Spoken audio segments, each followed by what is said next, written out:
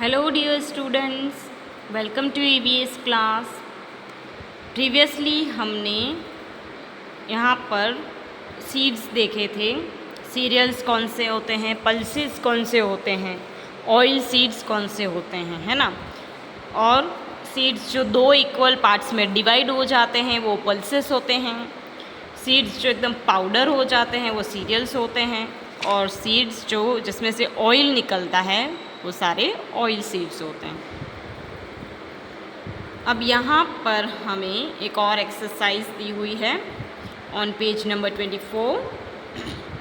Right, seeds split in 2 equal halves after breaking. यहाँ पर भी आपको वही करना है। जब भी सीड्स को तोड़ने के बाद अगर वो 2 इक्वल पार्ट में डिवाइड हो जाते हैं तो कौन से सीड्स हैं वो आपको यहाँ लिखने हैं। वो है pigeon peas, gram, moong and peanut. और दूसरे तरफ कॉलम में seeds converted into many small pieces और पाउडर फॉर्म आफ्टर ब्रेकिंग। तोड़ने के बाद जब सीड्स पीसेस में या फिर पाउडर में कन्वर्ट हो जाते हैं तो वो सीड्स के नेम्स आपको यहाँ लिखने हैं। So that is wheat, bajra, jowar, oats, मेज़, राइस एंड रिप्ड गॉड। ठीक है, यहाँ पर ब्लू बॉक्स है, उसमें भी कुछ दिया हुआ है। चलिए पढ़ते हैं। Seeds which can be split into 2 equal halves are known as decode seeds। जो 2 इक्वल पार्ट्स में सीड्स डिवाइड हो जाते हैं, स्प्लिट हो जाते हैं, उन सीड्स को हम कहते हैं डिकॉड सीड्स। ठीक है, डिकॉड सीड्स किसे कहेंगे? वो सीड्स जो 2 इक्वल हाफ्स में डिवाइड हो जाते हैं। Next, seeds which can not be split into 2 equal halves are known as monocot seeds। अब जो सीड्स इक्वल हाफ्स में डिवाइड नहीं हो रहे हैं बल्कि पाउडर हो जा रहे हैं या पीसेस हो जा रहे हैं, उन्हें हम कहेंगे मोनोकोट सीड्स। ओके, आपको पता चल गया क्या डिकोट सीड्स क्या है और मोनोकोट सीड्स क्या है।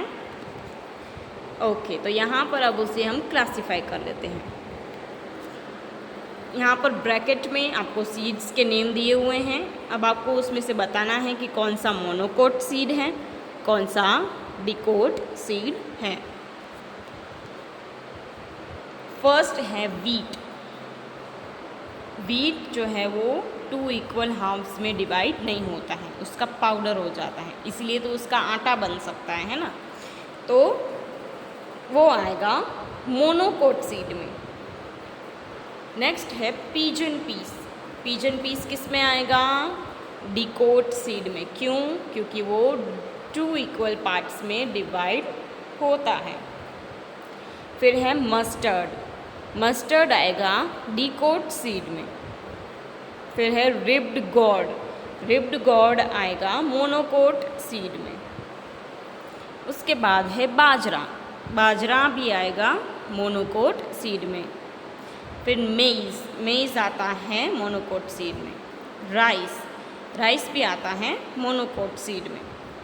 और दूसरे भी हम बहुत सारे दूसरे एग्जांपल्स दे सकते हैं। यहाँ पर मैंने मूंग लिया है, तो मूंग आता है डिकोट सीड में। ठीक है, वो 2 इक्वल हाफ्स में डिवाइड होता है, इसलिए वो आ जाएगा डिकोट सीड में। ऑलराइट, तो अब आपको अच्छे से समझ में आ गया मोनोकोट सीड और dicot seed. Let's move further on page number 25। Okay, on page number 25 we have been given activity. Let's try this activity. Take 2-3 monocoat and decoat seeds। अब आपको 2-3 monocoat या decoat seeds लेने हैं।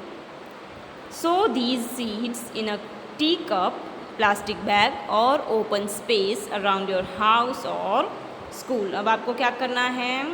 जो seeds आपने लिए हैं उसको आपको किसी टी कप में या फिर किसी प्लास्टिक बैग में या फिर किसी ओपन एरिया में आपको उसे बो देना है। ठीक है, ज़मीन में। See that they are exposed to sunlight. आपको ये ध्यान रखना है कि वो सनलाइट में होना चाहिए। Water the plants timely. आपको उन प्लांट्स को हर रोज़ पानी देना है। Observe them daily. अब आपको उसमें हर रोज़ उनको ऑब्जर्व करना है। क्या होता है देखते हैं। Right the names of the seeds which have sprouted first. अब आपको उन सीड्स के नेम्स लिखने हैं जो कि पहले स्प्राउटेड हुए हों, जिसका रूट सबसे पहले निकला हुआ हो। यहाँ पर आप इस तरह से कुछ मोनोकोट और डिकोट सीड्स लेंगे, ठीक है। और फिर जब आप उसे कुछ दिनों तक रखेंगे, उसमें हर रोज़ पानी देंगे, उसको सनलाइट में अच्छे से रखेंगे, तो क्या होगा, वो इस तरह से स्प्राउटेड हो जाएंगे, उसमें से रूट निकलने लगेंगे। जब भी किसी मोनोकोट सीड या डिकोट सीड में से इस तरह से रूट निकलते हैं तो उन सीड्स को हम कहते हैं sprouted seeds. Okay, sprouted seeds. Next, which seeds have grown by the 5th day. अब आपको ये ऑब्जर्व करना है कि 5th डे पर 5वें दिन कौन सा सीड उगने लगता है। Next, which seeds has grown the tallest.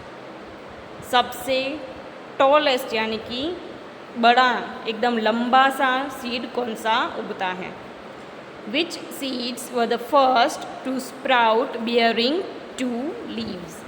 कौन सा ऐसा सीड है जो कि स्प्राउट हुआ है और फिर उसमें से 2 लीव्स निकले हैं। जब भी आप इस तरह से स्प्राउटेड जो सीड्स होते हैं उसको वापस से वाटर देते रहेंगे तो उस स्प्राउटेड होने के बाद, रूट निकलने के बाद उसमें से 2 लीव्स, छोटे छोटे 2 लीव्स निकल जाते हैं। Draw the pictures and fill in colour them. Draw the picture of germinating seeds. यहाँ पर आपको जर्मिनेटिंग सीड्स का पिक्चर ड्रॉ करना है जो कि आपको यहाँ नीचे दिया हुआ है। सबसे पहले तो आप सीड को ज़मीन पर बोते हैं, ठीक है। उसके बाद जब आप उसे पानी देते हैं रेगुलरली टाइम टू टाइम, तब क्या होता है, सीड में से रूट निकलने लगता है। छोटा सा रूट निकलता है, उसके बाद उस रूट के दम पर सीड खड़ा होता है, स्ट्रॉन्ग हो जाता है और उसमें से 2 लीव्स निकलते हैं। उसके बाद वो और लीव्स निकालता है, फिर उसमें फ्लावर होता है, फ्लावर्स में से फ्रूट होता है, ठीक है। इस तरह से सीड जर्मिनेशन होता है। इस तरह से जो सीड होता है वो एक बड़ा सा ट्री बन जाता है। तो ये ड्राइंग आपको यहाँ ऊपर ड्रॉ करना है। थिंक एंड से, what if a mango fruit develops on climber of God. क्या होगा जब एक मैंगो फ्रूट जो है वो जो लौकी होती है उसके क्लाइंबर में उगने लगेगा, तो वो तो अच्छा नहीं होगा ना। If there were no seeds in the world. क्या होगा अगर इस पूरे वर्ल्ड में सीड्स ही नहीं होंगे, तो फिर ट्री भी नहीं होंगे, ट्री नहीं होंगे तो सब बीमार पड़ने लगेंगे, ऑक्सीजन कम होने लगेगा। Now the activity, keep the seeds of wheat and cotton together in a piece of paper. Sow them in a pot or a flower bed. Observe them for 10 days. अब आपको ये एक्टिविटी करनी है जिसमें आपको क्या करना है, वीट और कॉटन के जो सीड्स होते हैं उसको साथ में एक पेपर में रखना है, फिर उनको एक पॉट में या फिर फ्लावर बेड में आपको बो देना है और 10 डेज़ तक उसका ऑब्जर्वेशन करना है, ठीक है। सो ये चैप्टर हम यहीं फिनिश करते हैं। आई होप आपको ये चैप्टर अच्छे से समझ में आ गया होगा। Thank you.